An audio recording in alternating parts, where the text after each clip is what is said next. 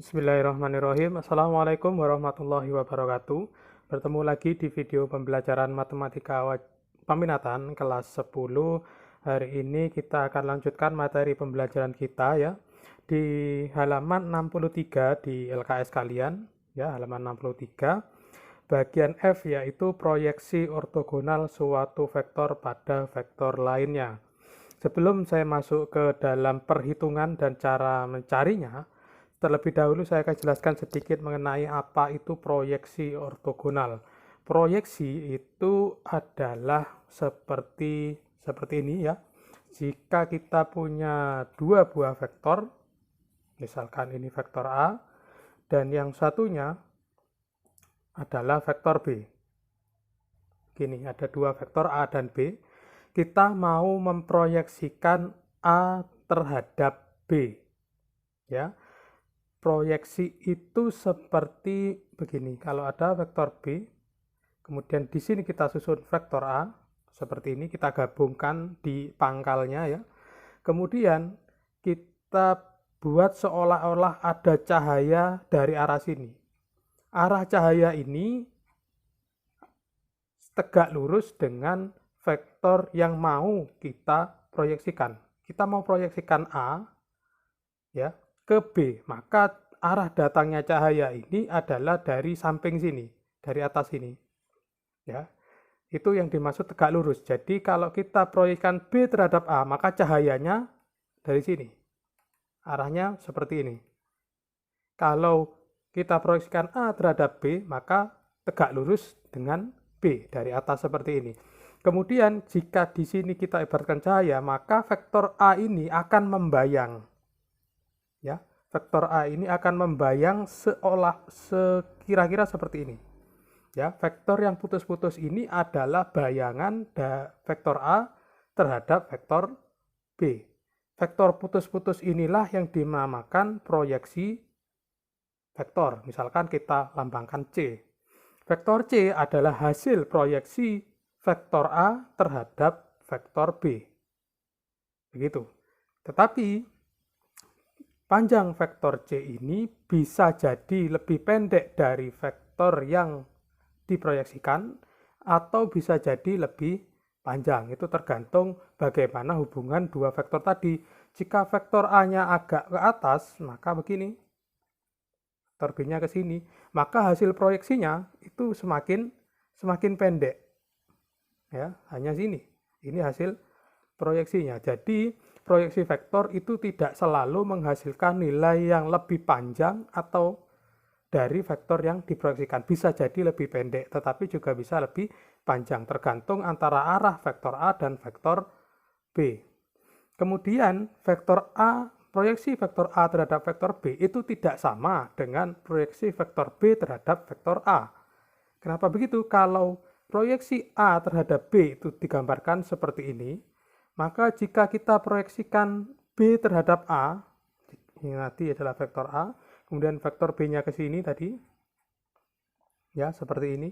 Kalau kita proyeksikan B terhadap A, maka arah datangnya sinar itu ke sini. Ya, tegak lurus dengan vektor A, jadi arah sinarnya ke sini. Maka akan timbul bayangan vektor B terhadap vektor A kira-kira seperti ini.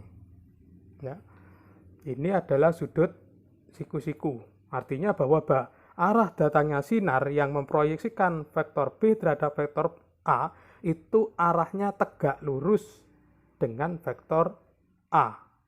Jadi proyeksi vektor B terhadap vektor A itu bahkan lebih panjang dari vektor A itu sendiri.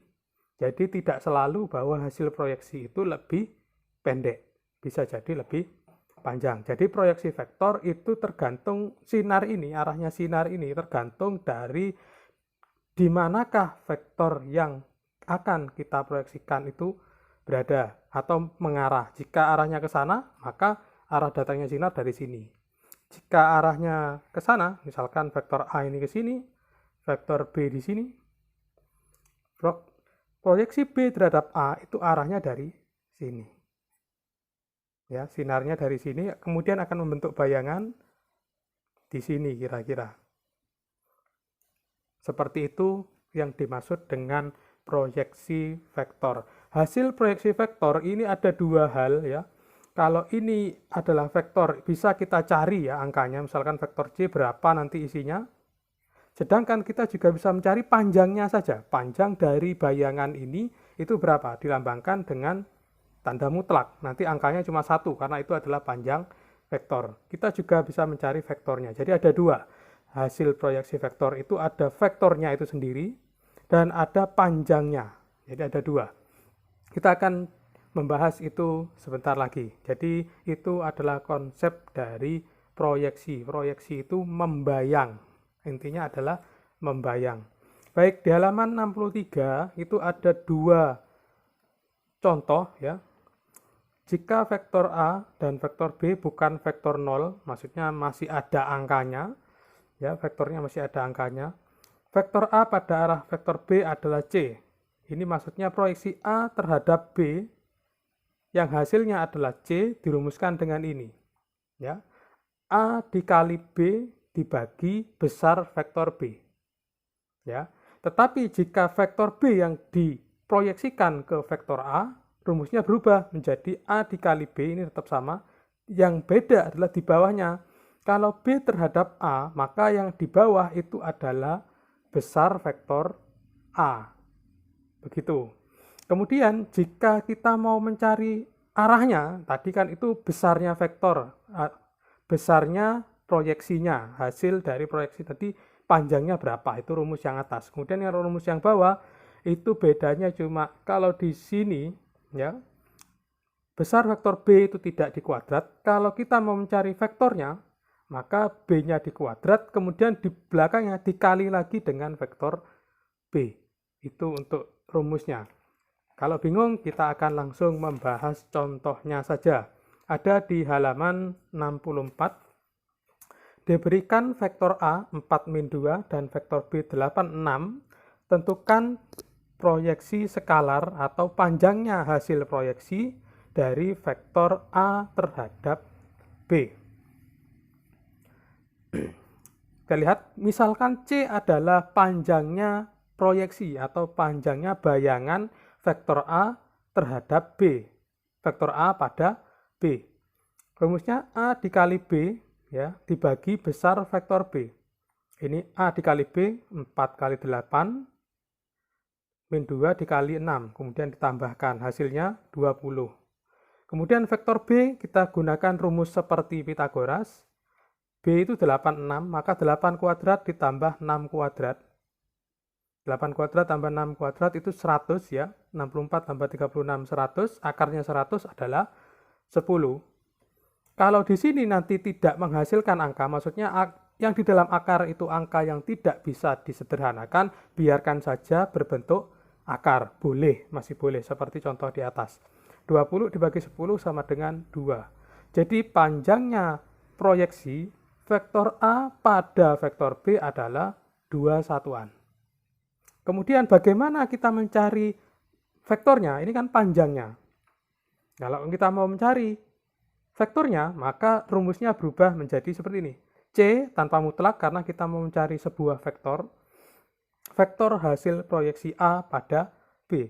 Rumusnya sama Mas Yan, A dikali B dibagi besar vektor B yang dikuadrat. Kalau tadi kan akarnya masih ada, tidak perlu dihilangkan. Kemudian kalau di sini kita mau mencari vektor, maka kita kalikan 4 kali 8 sama, ya seperti tadi, min 2 dikali 6, dibagi 8 kuadrat plus 6 kuadrat, akarnya hilang. Kenapa hilang? Karena di rumus itu dikuadratkan. Ya, ini hilang karena dikuadratkan. Kemudian dikali vektor B, 8, 6. Ingat, ini bentuknya B ini vektor ya.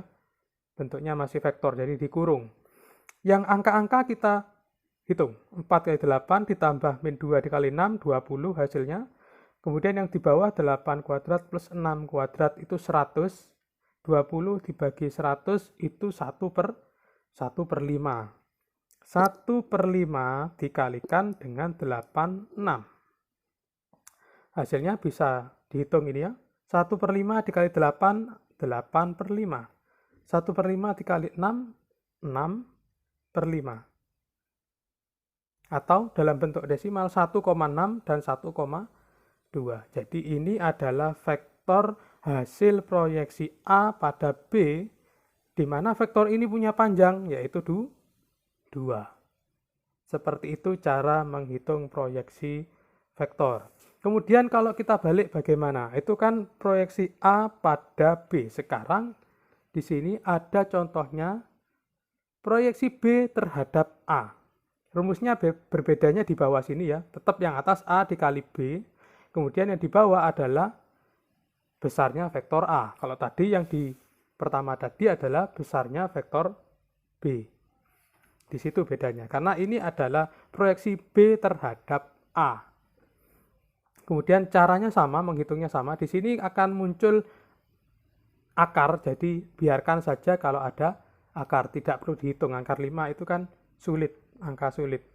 Kemudian di bawahnya juga sama, caranya juga sama, menghitungnya sama. Kemudian di sini muncul, ini keliru ya, harusnya 4 min 2, bukan 46.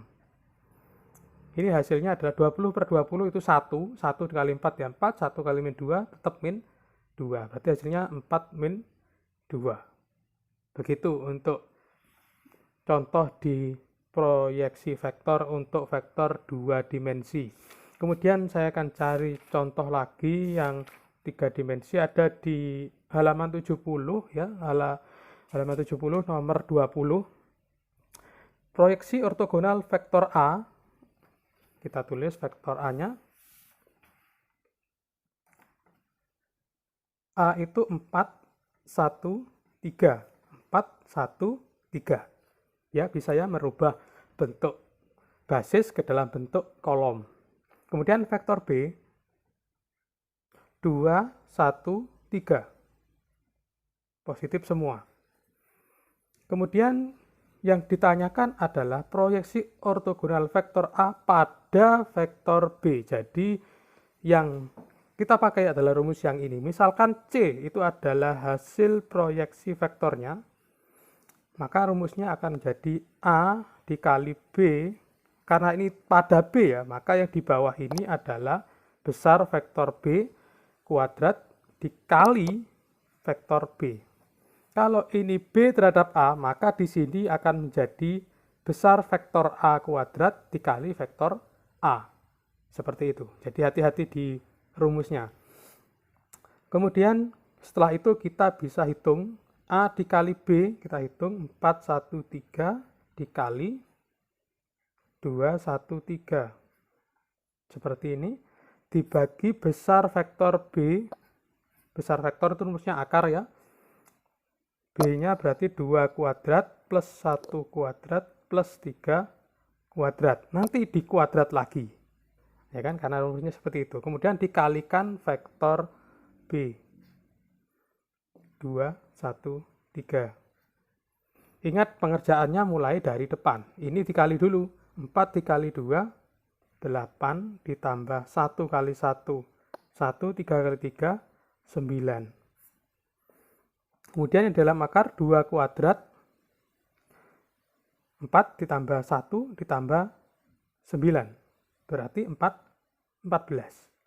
Karena ini akar dan dikuadratkan, maka akar dan kuadratnya saling menghilangkan. Maka itu hanya tersisa ini saja. Kali 2, 1, 3. 8 tambah 1 tambah 9, 18. Dibagi 14 dikali 2, 1, 3. 18/14 bisa disederhanakan menjadi 9/7 dikali 2, 1, 3. Kita lihat di pilihan. Yang berawalan 9/7 itu yang D. Belakangnya 2, 1, 3. Berarti betul. Bentuk ini kan bisa dirubah dalam bentuk basis, yaitu 2 itu 2i, 1 itu 1J atau J saja, kemudian 3 itu K, 3K. Itu adalah jawaban yang D. Berarti soal nomor 20 jawabannya D. Seperti itu untuk menghitung proyeksi vektor ya. Ini adalah pembelajaran terakhir karena materinya sudah selesai, seluruh materi vektor sudah tersampaikan. Karena itu silakan bagi yang belum paham bisa mengulang video-video yang kemarin atau bertanya langsung melalui WhatsApp. Saya kira cukup pembelajaran hari ini, kurang lebihnya mohon maaf. Wassalamualaikum warahmatullahi wabarakatuh.